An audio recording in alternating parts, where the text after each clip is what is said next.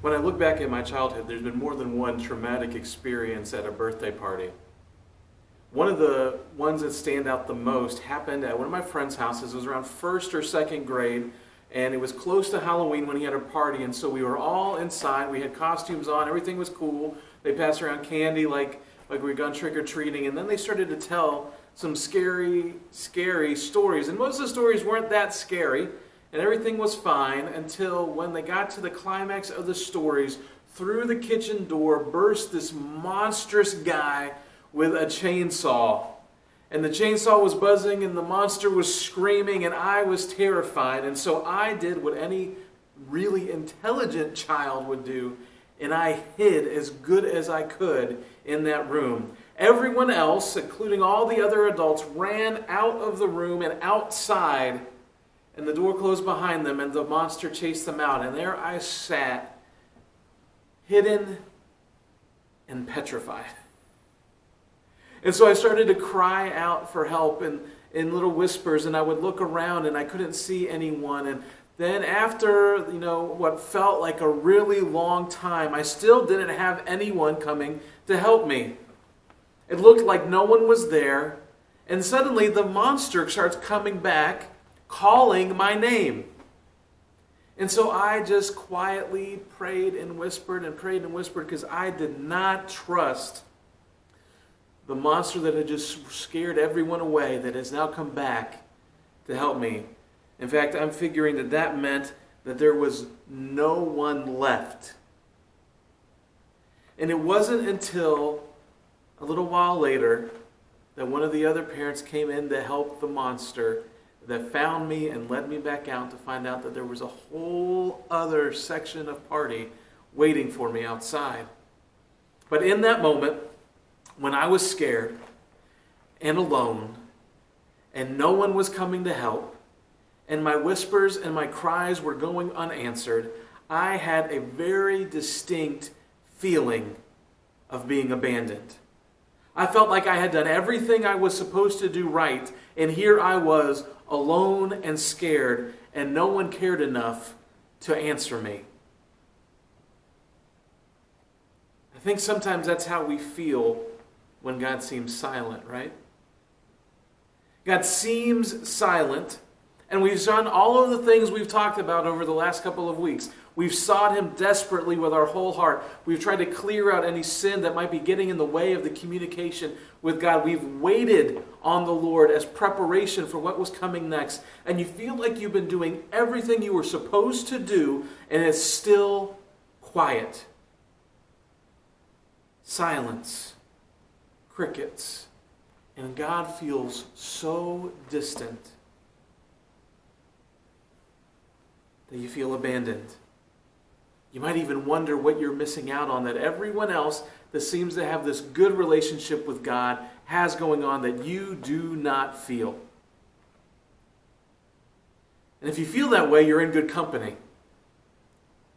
Mother Teresa, Billy Graham, even Charles Stanley, who passed away recently, and so many other believers down through the centuries have felt the same way you feel in that moment. It's still frustrating, though, right? When you do the right thing and it doesn't seem to be working. So what is going on when God seems so silent even when you're doing everything right? I think one of the things that silence does is silence reveals. It's amazing what you hear in your house when the air conditioning and the heating system turns off. Or when you go outside in the wilderness and suddenly the noise of traffic and trains is nowhere to be heard. The silence reveals something. If you're like me, you're not the biggest fan of tests, right?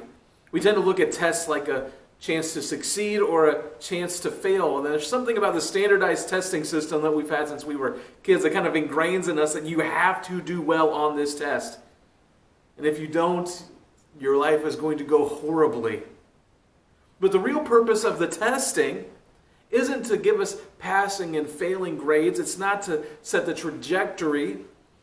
The real purpose of the test is to reveal what's really there. And so there's not supposed to be shame in it. And I think sometimes the silence reveals things on us because the silence is a test. Not to shame us, and not to do it for somebody else, but to do it for us. To reveal where we are, where we really are. Not just where we think we are in our relationship with God. You see, there are times when you know this, people don't have a real good self-perception, right? And so they may think they are not as strong, or they think they are too strong than they really are. When I was a kid as well, one of the other things I did when I got a little bit older, maybe the monster experience led me to this. I started doing martial arts, and at one of the competitions we had to do board breaking. And so I've been training for a few years for this, and we're breaking through boards with our feet, our hands, our elbows, whatever kind of body part we wanted to use. And there was one dude in the crowd, I think he was a stepdad or somebody, that thought that, hey, this looked really easy. Apparently, if little kids can do it, he would be able to do it too, although he'd never done anything like before. And so the instructor said, fine, it's fine if you really want to test this out, we'll give you a shot. And he took the same boards that I had been breaking, so there was like two 2x8s, cut about a foot long, and he stacked them together, and he held them out like this for him. He said, okay, go ahead and hit this and see what happens. So the guy cockily got up, and he asked how he wanted to hit him. He said, I'm just going to punch it, which is like one of the hardest ways to do this. He said, all right, go for it. And so the guy wound back, and he swung as hard as he could, and he hit it flush with his hand, and then he yelped, like I've heard very few people yelp.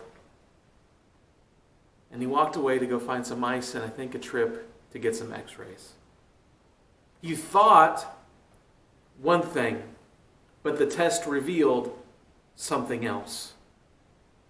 The other thing that the silence reveals and the testing reveals is it reveals new possibilities or new levels that are now available to you once you've made it through this part.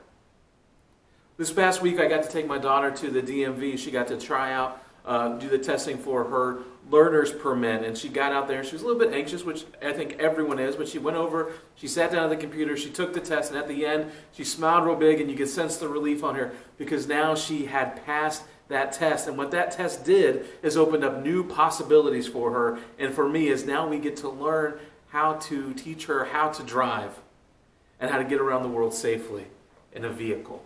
But if it wasn't for the testing, if it wasn't for the revealing that she knew what she needed to know, she would never have gotten to this next possibility, this next level. Jesus pointed to what's revealed when we're feeling abandoned in the silence. And he did it from the place that you and I can relate to. He did it from the place of feeling abandoned himself.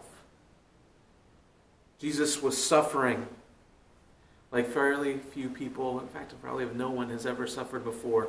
He was beaten, he was lied to about, he was mocked, he was abandoned by his friends, he was betrayed, he got in his back whipped, he'd had thorns crushed into his head, he'd had to walk and carry his own weapon of execution a few miles up the hill, where then he was then nailed to it and placed in the ground to hang above the city and be mocked and scorned. And as he hangs there dying, darkness covers the face of the earth. For the Holy One was about to die. And as he's in this place, he cries out, not just random words. He doesn't just cry out in pain. He doesn't even just yell his feelings to the sky, but instead, when he feels like the Father has left him, he quotes Psalm 22. Now, Psalm 22 is a psalm of David, and we talked about him the other week, where David is on the run for his life, and he feels like the promise that had been given years ago is never going to be fulfilled. And it is in that place that David writes these words that Jesus then quotes as he hangs on the cross about to die. From Psalm 22, he says, my God, why have you forsaken me?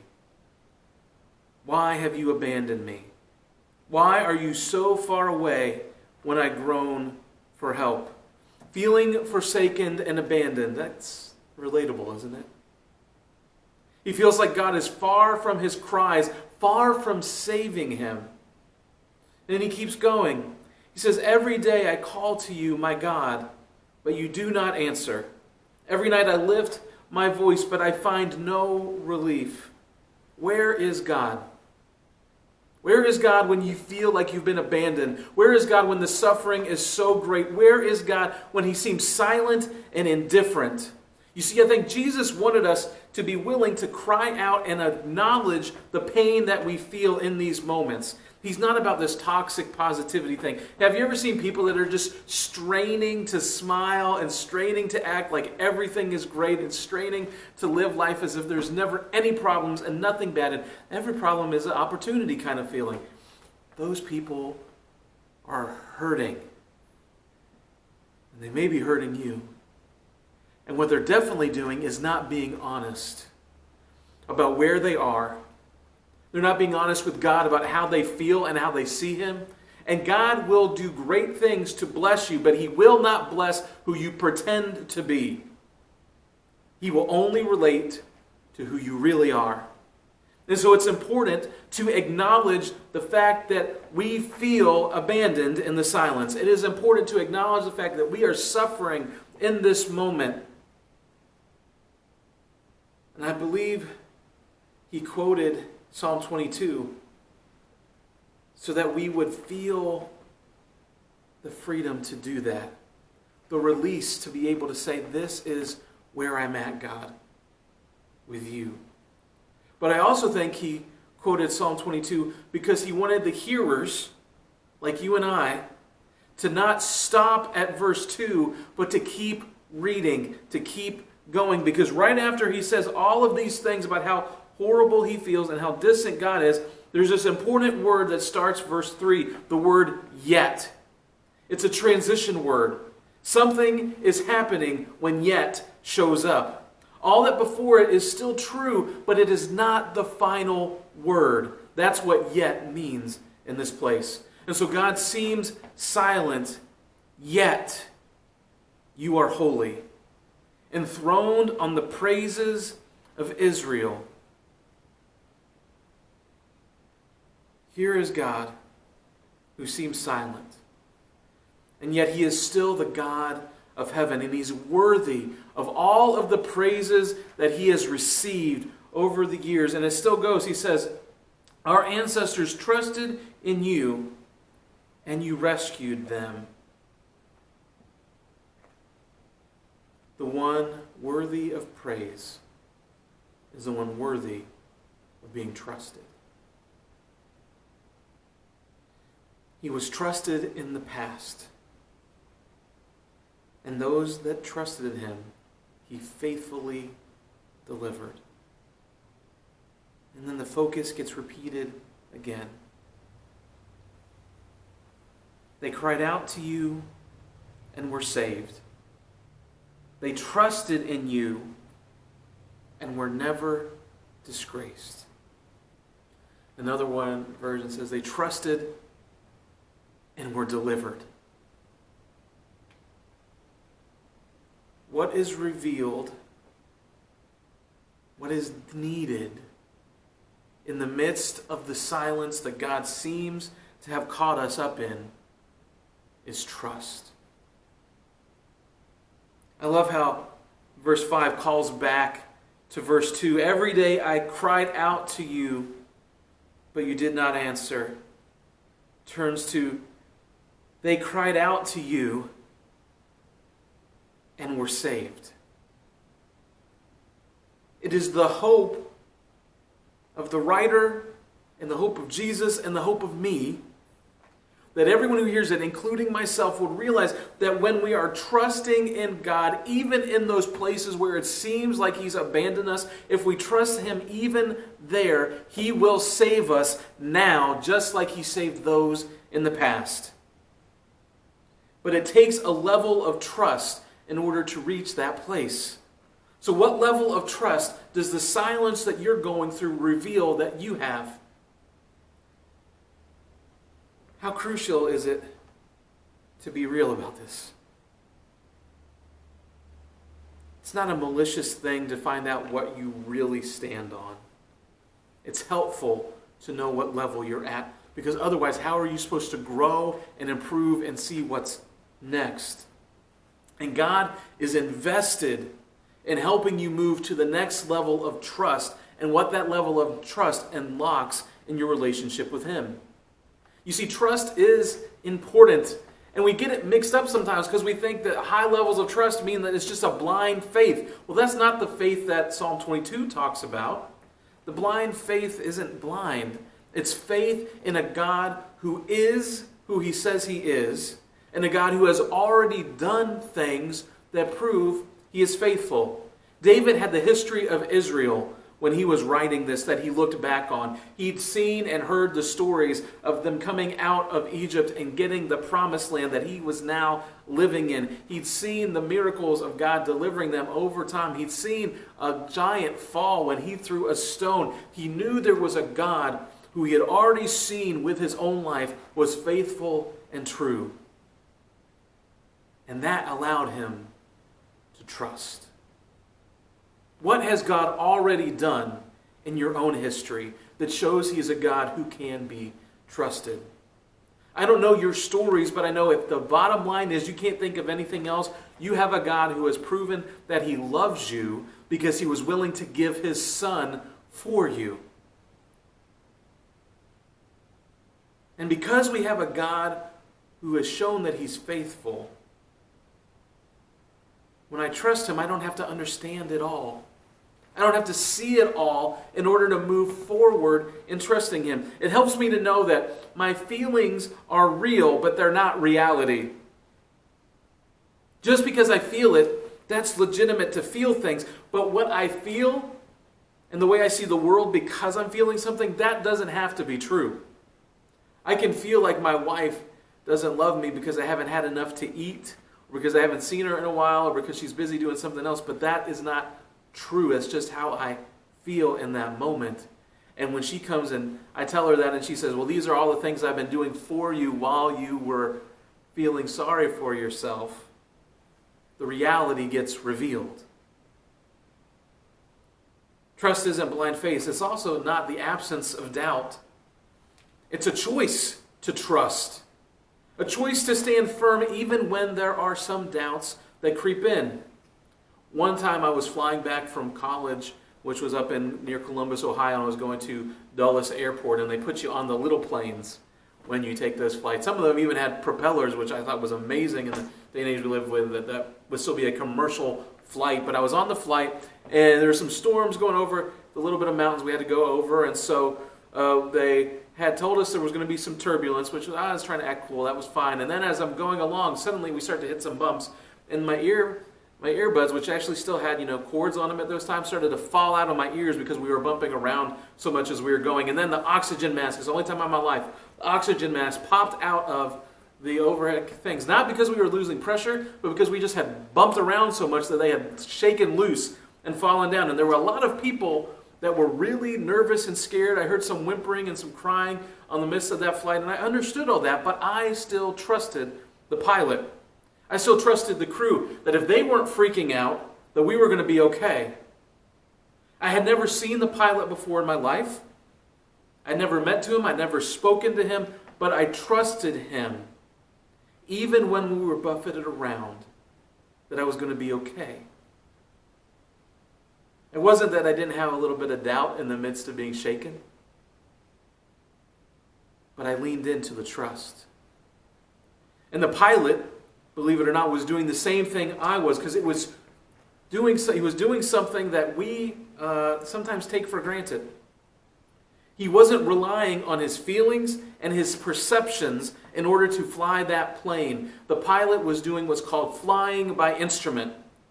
When you get caught up in storm clouds, it's easy to get disoriented. And so your feelings and your senses could tell you that you're flying straight when really you're flying down. And you can think you're going left when you're really staying still. And all of these things will get you in a really bad place.